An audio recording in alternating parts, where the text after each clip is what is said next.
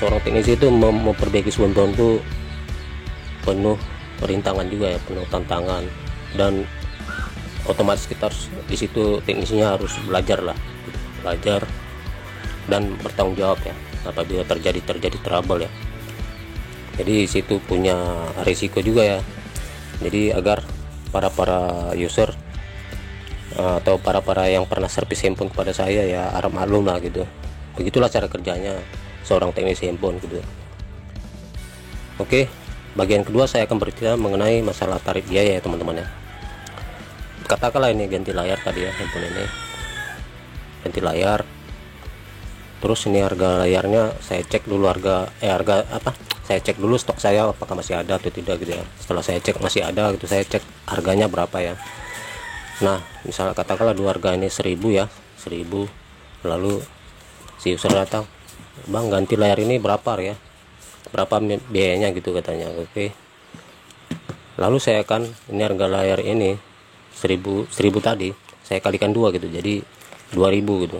Nah ini ganti layar 2000, terus si user tuh misalnya lah menawar dengan harga keinginan dia gitu ya. Nah saya amati dulu handphonenya gitu teman-teman. Pertama saya cek harga handphone ini, apakah harga mahal atau handphone yang misalnya katakanlah dua harga di bawah 3 jutaan ya, di bawah 3 jutaan sampai ke harga 1 jutaan gitu ya, itu saya katakan handphone sedang lah ya. Ada handphone tuh di atas 5 jutaan bahkan sampai 20 jutaan tuh. Nah ini kita amati dulu mereknya dan handphonenya, tipenya berapa, harganya berapa ya.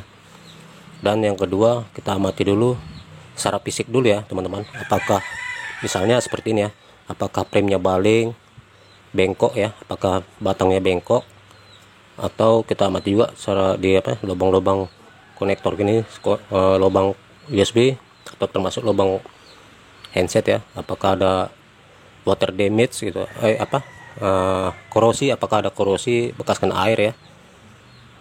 Seandainya dia bengkok berarti dia bekas terlindas atau gimana ya. Kalau dia bengkok batangnya, jelas kalau yang bekas terlindas bukan hanya layar saja rusak, kemungkinan masih ada kerusakan lain-lainnya gitu teman-teman.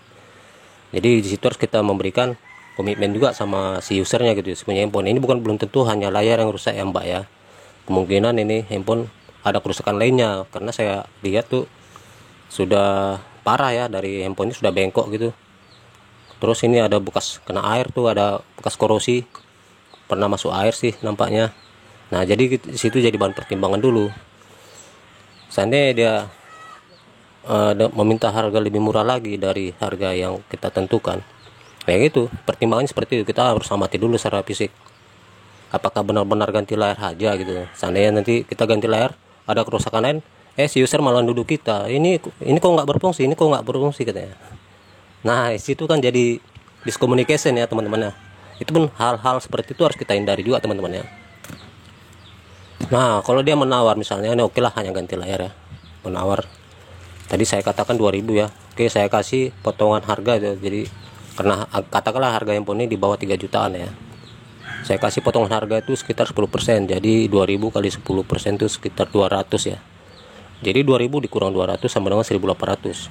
Ini 1800 ganti layar, saya bilang gitu ya. Jadi si user ternyata masih menawar di bawahnya lagi itu. Nah kalau dia masih menawar, saya akan berpikir sekali lagi gitu teman-teman ya, bukan menolak gitu, saya akan berpikir dulu, saya pelajari dulu handphonenya. Nah, gitu. Ini apakah benar-benar susah bukanya atau gimana, atau banyak risikonya enggak gitu ya. Nah di situ jelas saya memberikan harga itu berdasarkan hati nurani juga ya, berdasarkan pertimbangan dan berdasarkan perasaan juga teman-teman. Jadi saya tidak akan sebut asal-asal gitu ya, harga itu tidak sebut asal-asal ya. Jadi di situ pakai hati nurani dan pakai banyak yang dipertimbangkan di situ teman-teman. Jadi seandainya handphone ini kalau memang di harga 3 jutaan dan memang hanya ganti layar tuh, ya udah. Kalau dia mau lebih murah lagi, ya saya, daripada saya nanti menghadapi suatu trouble atau suatu kerugian, bukan saya menolak ya sebenarnya ya, tapi saya sarankan cobalah dulu mbak ke teknisi-teknisi lain gitu, atau ke ponsel-ponsel lain, siapa tahu mereka sanggup dengan biaya sekian gitu, yang seperti mbak minta tadi. Nah karena kita di sini kan harga layarnya saja sekian gitu, terus upahnya sekian gitu kan.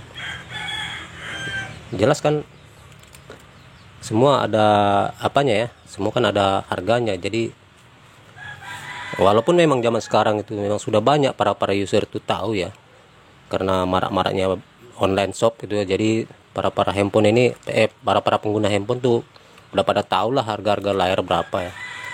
Harga layar baru yang di toko-toko online tuh banyak ya, disesuaikan merek dan tipenya ya, pasti mereka tahu lah. Makanya kebanyakan para pelanggan saya atau para user yang pernah servis sama saya, sebagian orang yang mengatakan tuh biasa servis handphone mahal kali katanya. Kalau bagi saya itu tidak mahal ya teman-teman ya, itu sewajar. Walaupun masalah tarif tadi ya, tarif jasa tadi itu relatif ya, bagi tiap masing-masing teknisi itu relatif ya. Kalau saya sih pribadi ya, ini versi Ipan Abdi, bisa dari gratis malah bisa sampai jutaan ya teman-teman ya, dalam hal servis gitu ya teman-teman ya, bisa dari gratis bahkan sampai jutaan gitu ya. Makanya di situ yang menentukan tadi hati nurani juga teman-teman ya, hati nurani dan pertimbangan tadi teman-teman ya. Nah, pertimbangan seandainya handphone ini di atas 5 juta ke atas harga handphonenya, katakan handphone mahal gitu ya, bahkan handphone tuh ada yang 20 jutaan lagi, harga 20 juta ke atas gitu. Nah kita tangani misalnya hanya ganti layar doang gitu ya, katakanlah ini handphonenya harganya 10 juta ya, ini harga layarnya 5.000 gitu, 5.000 harga layar. Terus dia mau ganti layarnya berapa nih handphone ini, udah 5.000 tadi kan, ini layarnya 5.000, saya kalikan 2 jadi 10.000, ya udah ini ganti layar 10.000 saya bilang gitu ya. Terus user masih menawar sesuai dengan keinginannya di bawahnya itu ya. Nah karena dia menawar, saya bukan menolak ya, saya tidak terima juga ditawar dengan harga murah gitu, karena bukan arti saya menolak gitu teman-teman, karena saya penuh pertimbangan gitu teman-teman. Saya tidak mau mengalami kerugian, saya tidak mampu untuk mengganti handphone yang mahal gitu intinya ya. Saya tidak mampu untuk mengganti ya, atas dasar tanggung jawab tadi teman-teman. Makanya kalau kita nerimanya ya kita harus bertanggung jawab teman-teman ya.